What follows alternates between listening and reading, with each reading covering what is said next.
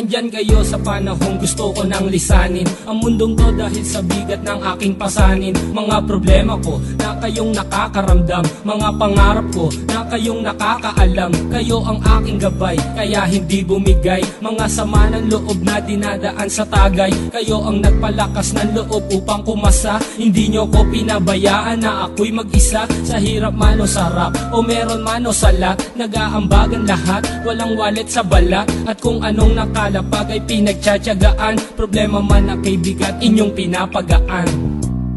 Di ko malilimutan, kaibigan ng pinagsamahan, mga bagay na nangyari, lungkot man o ngiti, mga ginto kong sandali. Di ko malilimutan, kaibigan ng pinagsamahan, mga bagay na nangyari, lungkot man o ngiti, mga ginto kong sandali.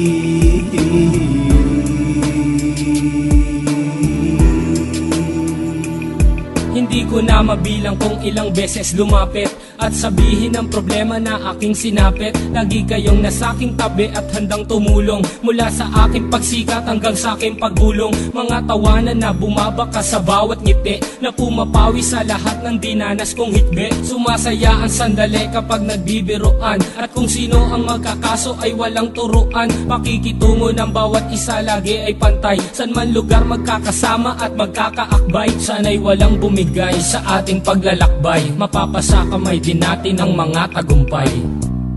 Di ko malilimutan, kaibigan ng pinagsamahan, mga bagay na nangyari, lungkot man o ngiti, mga ginto kong sandali. Di ko malilimutan, kaibigan ng pinagsamahan, mga bagay na nangyari, lungkot man o ngiti, mga ginto kong sandali.